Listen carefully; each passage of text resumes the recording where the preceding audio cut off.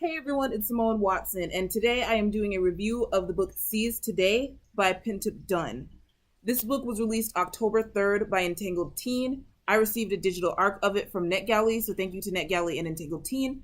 And this video is a part of a blog tour.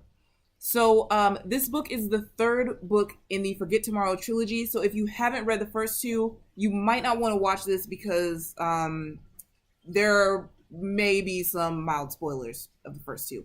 Okay? So this trilogy is about a world in which when you turn 17, you get a memory sent to you from your future self. That's kind of the basics of the premise. But this book, specifically this third book, follows Olivia Dresden, whose mother, Chairwoman Dresden, I cannot remember her first name, but I'm going to call her Chairwoman Dresden. She used to run the Future Memory Agency, which is where they would get the future memories. And now I'm not sure if she runs that or if she runs the whole, I think she runs the whole government. And she is like the main villain. Okay. And so our main character, Olivia, she's a precognitive. That means that she can see the future.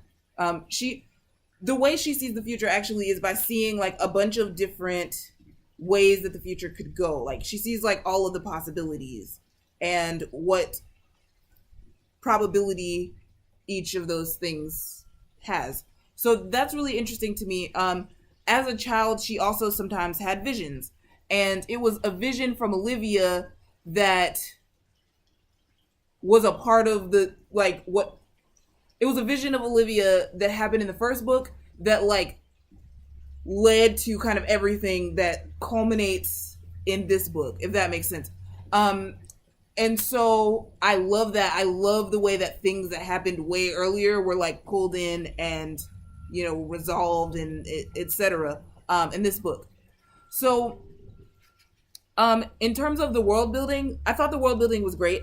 There was because it's a third book, a lot of the world building was done in the first book, but this one, kind of adds this element of like talking about the like different realms and the different paths that the future can take. This one puts that in a different perspective from like what we saw before, I think, and so that makes it really interesting. Also, I feel like it's not too much science. Like it's talking about physics concepts, but it's in a way that's accessible. So I really like that. The characters, I love the protagonist, Olivia Dresden. I just think I like the choices that she is trying to make. I like the way that she's like learning things about the world and like about like kind of like who she thinks she should be and stuff. And I find that really interesting. I find her to be a very relatable character. I also like the side characters. Some of them we didn't hear from too much. Jessa is a side character. She was the protagonist in the second book, and she was a big important part of the plot in the first book. I maybe would have wanted to see more of her in this book, or like see more of like what kind of stuff she was doing. Some of it was like told to us in passing.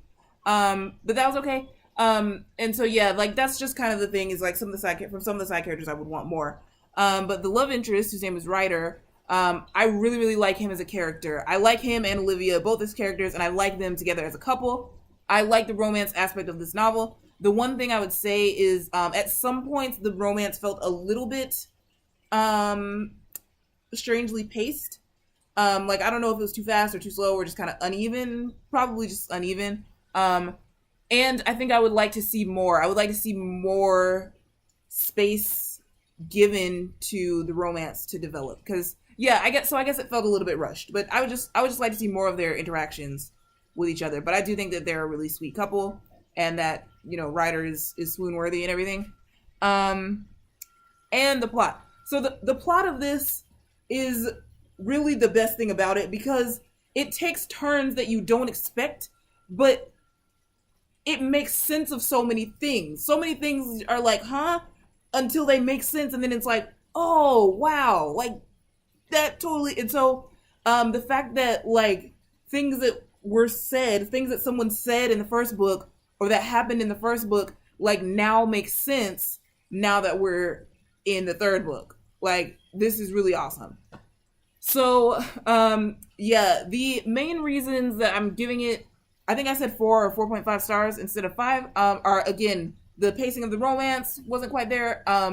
The narration style wasn't always my favorite thing, but generally it worked quite well. And I just wanted more. Like, I know that, like, I think that this trilogy is over, and I think it's just a trilogy, and, you know, that's probably for the best. But there are so many, it's such an intricately built world that there are some times where it's like they don't have time to explain everything. I mean, they explain it, but I would like to know more about it, you know? And that's good when a book leaves you wanting more, but is also a little bit like, come on, man. So just because of those things that I felt sort of could have been explored in a little bit more detail, I'm going to have to give it, I think 4.5. I'm going to give it 4.5 out of 5 stars. It's a very enjoyable read. So thank you so much for watching, and I will see you soon. Bye.